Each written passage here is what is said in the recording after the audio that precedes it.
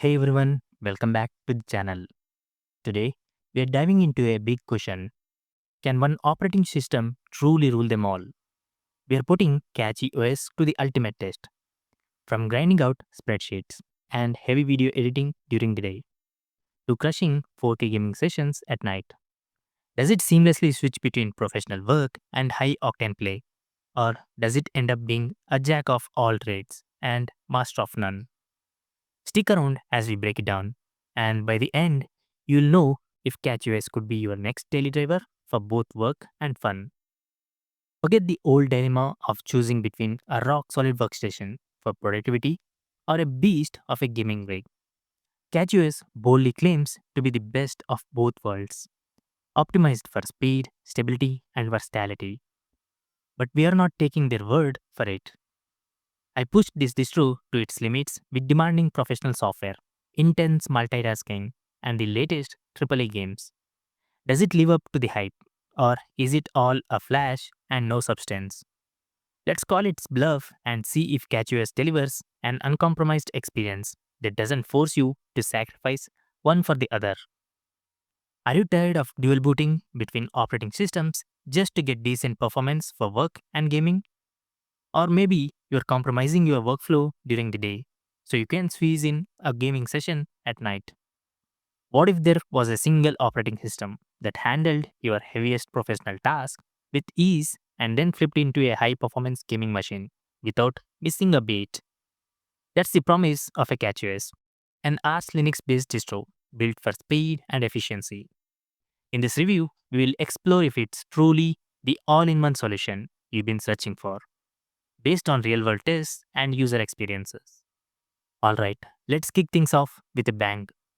Picture this: a clean, modern desktop loads up in seconds with a sleek interface that's both inviting and powerful. That's my first encounter with CatchOS. Installation was a breeze, whether you go with the graphical Calamarus installer or the command line option. It's straightforward and customizable right from the start. You can pick your desktop environments during setup, like KDE Plasma for a polished look or GNOME for something more minimalistic. My initial thoughts: the default setup feels snappy and modern, with essential apps pre installed like browser, file managers, and basic utilities. No bloatware cluttering things up, and it booted faster than some mainstream distros I've tried. Right away, it gave off vibes of a system that's ready to work or play without hours of tweaking. But let's see if that holds up under pressure. First, the workstation powerhouse. Now, let's talk productivity. If you're using your machine for work, think compiling code, editing videos, or juggling multiple heavy apps, CatchOS shines thanks to its custom kernel optimizations.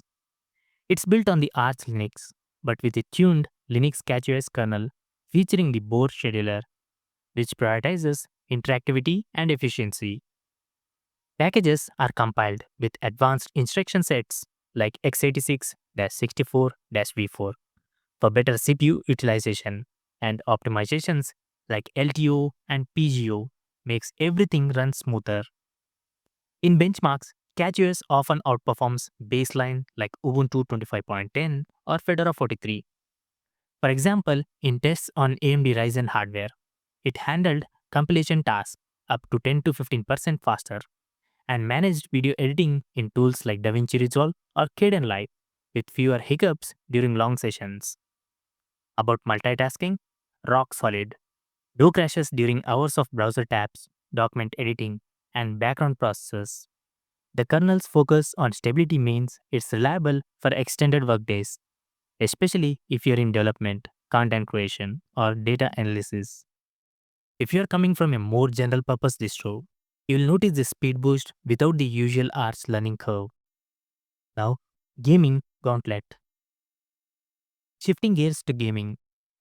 Does CatchOS hold up in the gauntlet? The answer is absolutely. This distro is gaming ready out of the box, with excellent support for Proton and Wine, which lets you run Windows games seamless via Steam. Driver performance is a top notch, especially for NVIDIA and AMD GPUs, thanks to those kernel tweaks. I've tested a mix of games, which is AAA beasts at 4K, indie titles for variety, and competitive shooters for frame consistency. About the results, it's impressive. In real-world benchmarks, CachyOS delivered higher frame rates than stock Arch, or even Windows in some cases, like a 17% boost in percentile performance for games like Counter-Strike 2. Features like optimized schedulers reduce latency, making competitive play feel responsive. Indie games ran flawlessly, and even older titles via Wine had minimal issues. If you're a gamer frustrated with Windows bloat, CachyOS turns your rig into a powerful without extra hassle. Just install Steam, enable Proton, and you're good to go. Now, under the hood and customization. Peeling back the layers, what makes CachyOS stand out? Its unique selling points include that custom kernel with options like EEBDF or RT for specific needs, plus AUR integration for easy access to a massive software repository. Package management is Arch, simple, use Pacman for quick installs, and the repos are optimized for performance. Customization is endless. Choose from over a dozen desktop environments during install. Tweak themes or drive into advanced configs. For power users, there's strong community support on forums and Discord, with solid documentation for troubleshooting. Recent updates, like the August 2025 release, added an LTS kernel for extra stability, a package dashboard for easier management, and improved auto updates. It's not just fast, it's flexible, making it great for tinkerers who want to personalize without starting from scratch. Now, verdict and who is it for? So the big question, work, game or both? CachyOS nails both.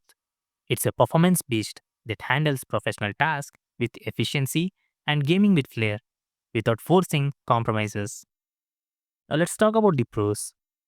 Blazing speed, easy setup, excellent stability, and a broad compatibility. And about the cons, as a rolling release distro, occasional updates might require fixes, though it's rare, and it's best for users comfortable with basic Linux tweaks. In November 2025 or upcoming 2026, with ongoing improvements like better hardware support and community driven features, it's even more appealing. This is for intermediate users, gamer ditching Windows, developers seeking speed, or anyone wanting a versatile daily driver. If you're a beginner, start with something simpler, but for power users, give it a shot. Download from catchos.org and let me know in the comments. What's your go to distro? Hit like, subscribe, and ring the bell for more reviews. Thanks for watching. See you next time. Peace out.